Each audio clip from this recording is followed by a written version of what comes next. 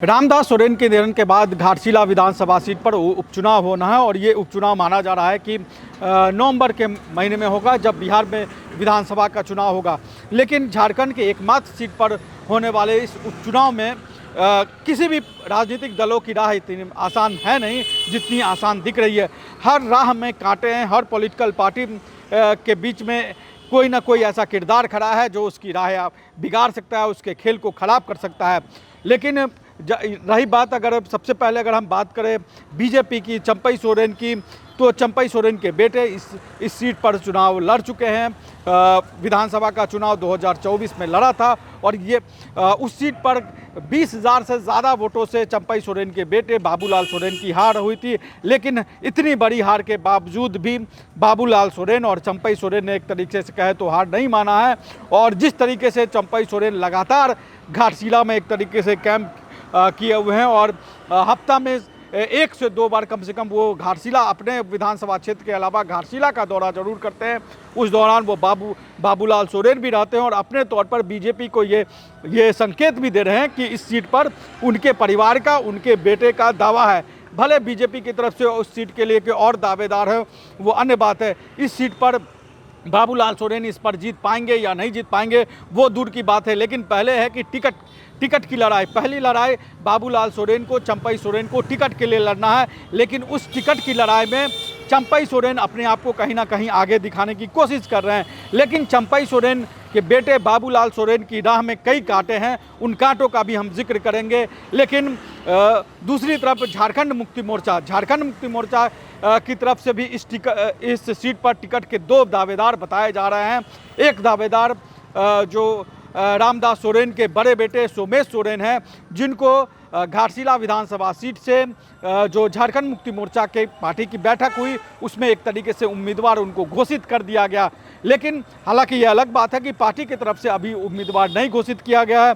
कई तरह के कयासें चल रही हैं। ये भी कयास चल रहे हैं कि जैसे जगन्नाथ महतो के निधन के बाद बेबी देवी को मंत्री बनाया गया उनका विधायक चुनाव लड़ने से पहले, जैसे हाजी हुसैन अंसारी के निधन के बाद हफीजुल अंसारी को मधुपुर से विधानसभा चुनाव लड़ने से पहले मंत्री बनाया गया। ठीक उसी तरीके से सोमेश सोरेन के साथ रामदास सोरेन के निधन होने के बाद यानी कि सोमेश सोरेन को झारखंड मुक्ति मोर्चा मंत्री बना सकते हैं। लेकिन अभी इस बात के कोई संकेत हालांकि नहीं मिले। लेकिन झारखंड मुक्ति मोर्चा में दूसरे किरदार हैं, वो हैं लक्ष्मण टुडू।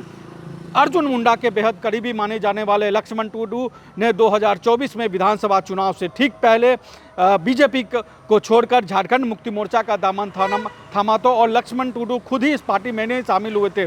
लक्ष्मण टुडू के साथ उनकी बहन ने भी झारखंड मुक्ति मोर्चा का दामन थामा था और कल्पना सोरेन और हेमंत सोरेन के साथ साथ उन्होंने झारखंड मुक्ति मोर्चा ज्वाइन की थी। और कहा यह जा रहा है कि अंदर खाने ये बात हुई थी कि रामदास सोरेन के बाद यानी कि आगे जब कभी भविष्य में चुनाव होगा तो उसमें लक्ष्मण टुडू की दावेदारी मानी जा सकती है। हालांकि इसकी कोई पुष्टि नहीं है, लेकिन राजनीति में इस तरह के कयास लगाए जाते हैं, इस तरह की बातें कही जाती हैं, इसलिए लक्ष्मण टुडू को लेकर ये बातें कही जा रही हैं।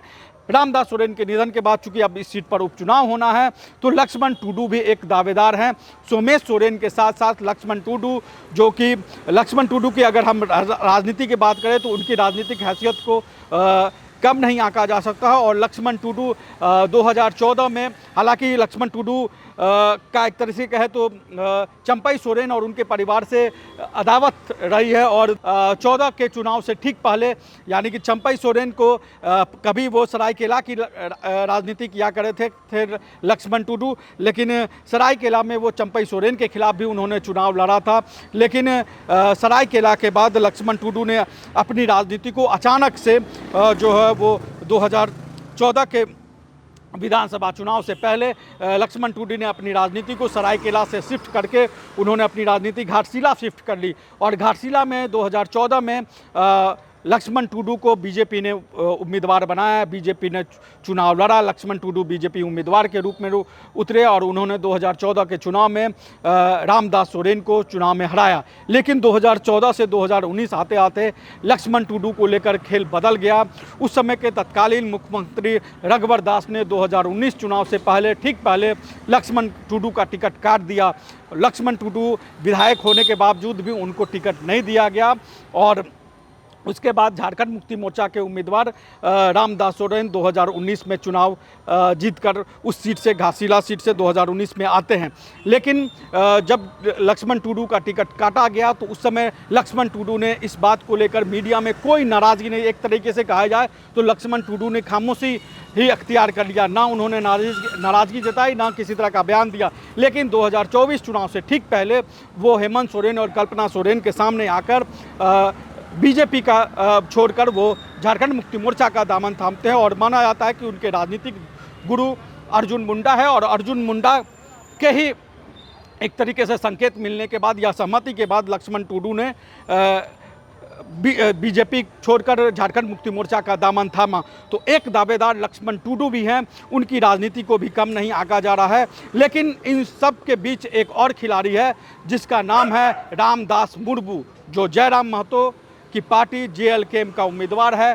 7 सितंबर को जयराम महतो उस विधानसभा सीट पर, घाटशिला की जो विधानसभा सीट है वहां पर एक तरीके से अपने चुनाव अभियान की शुरुआत भी करने वाले हैं और रामदास मुर्मू के साथ जयराम महतो उस सीट पर जाकर चुनाव प्रचार एक तरीके से करेंगे, चुनाव अभियान की शुरुआत करेंगे। हालांकि रामदास मुर्मू 2024 के चुनाव में भी JLKM के उम्मीदवार के रूप में उतरे थे। करीब 8,000 के आसपास उनको वोट मिले थे।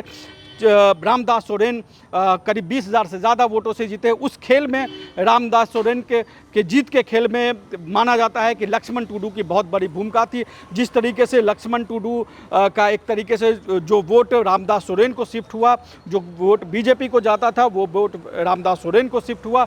दूसरी तरफ जो जयराम महतो के पार्टी के उम्मीदवार हैं रामदास मुर्मू, उन्होंने जिस तरीके का वोट काटा, खासतौर पे ये सीट एक तरीके से कहा जाए तो महतो बहुल सीट माना जाता है, कुर्मी बहुल सीट माना जाता है और उस सीट पर जयराम महतो के उम्मीदवार के द्वारा 8,000 वोट का काटना, एक तरफ लक्ष्मण टुडू का झारखंड मुक्ति मोर्चा की तरफ आना, दूसरी तरफ जयराम महतो के पार्टी के उम्मीदवार का जो है वो करीब 8,000 से ज़्यादा वोट करना, इन दोनों के खेल ने रामदास सोरेन की राह आसान कर दी और 2024 के चुनाव में रामदास सोरेन बड़े मार्जिन के साथ चुनाव जीतकर आए और मंत्री बने।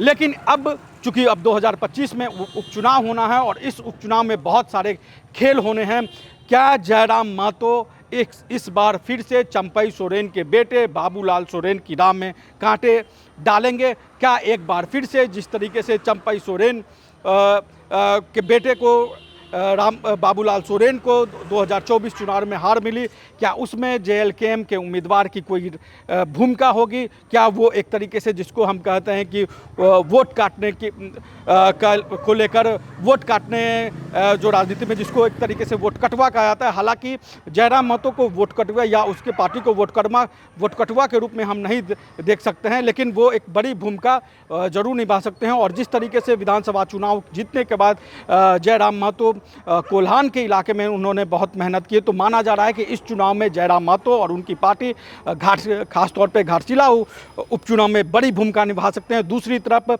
लक्ष्मण टुडू, अगर लक्ष्मण टुडू को झारखंड मुक्ति मोर्चा टिकट नहीं देती है तो क्या लक्ष्मण टुडू सोमेश सोरेन का खेल बिगाड़ेंगे या फिर उसी तरह की खामोशी अख्तियार करेंगे जिस तरह की खामोशी उन्होंने 2019 में जब उनका टिकट काटा था रघुवर दास ने, तब उस तरह की खामोशी अख्तियार करेंगे? और उसका फ़ायदा हालांकि उस समय रामदास सोरेन को हुआ जो कि झारखंड मुक्ति मोर्चा के उम्मीदवार थे, बीजेपी को उसका नुकसान हुआ। तो क्या लक्ष्मण टुडू अगर इस बार टिकट नहीं मिलता है तो क्या वो चुनाव मैदान में एक बार फिर से उतरेंगे या फिर उनकी खामोशी झारखंड मुक्ति मोर्चा का कोई खेल बिगाड़ सकती है, जैसा कि 2019 में बीजेपी का खेल बिगाड़ा था, या 2024 में लक्ष्मण टुडू जब झारखंड मुक्ति मोर्चा के साथ चले गए तो उन्होंने खेल बिगाड़ा? तो इसलिए घाटशिला सीट पर चुनाव बहुत रोचक होना है। कोई भी निष्कर्ष निकालना बहुत आसान नहीं है, लेकिन माना यह जा रहा है कि जिस तरीके से लक्ष्मण टुडू ने झारखंड मुक्ति मोर्चा का दामन थामा और जयराम महतो का जिस तरीके से राजनीतिक कद बढ़ा है और जयराम महतो जिस तरह का कोल्हान में दखल दे रहे हैं, घाटशिला सीट पर वो मेहनत करने जा रहे हैं, वो घाटशिला के चुनाव को बहुत ही रोचक बना सकता है। तो घाटशिला में होने वाले उपचुनाव को लेकर आप क्या सोचते हैं, आपको क्या लगता है, हमें कमेंट बॉक्स में जरूर बताएं। नमस्कार, जोहार। रॉयल इंडिया में आपका स्वागत है। भारत के सबसे विश्वसनीय सोलर मोटर पंप और MPPT कंट्रोलर निर्माता। रॉयल इंडिया का high performance movable trolley solar water pumping system प्रस्तुत है। बेहतर दक्षता के लिए डिजाइन किया गया और आसानी से ले जाने योग्य। सरकारी परियोजनाओं के लिए अनुमोदित देश भर के कॉन्ट्रैक्टर्स और एजेंसियों की पहली पसंद। एमएनआरई द्वारा अनुमोदित, उल प्रमाणित, उद्योग मानकों के अनुरूप स्वदेशी उत्पाद। सार्थक ऊर्जा समाधान के लिए हमारे साथ साझेदारी करें। आज ही संपर्क करें।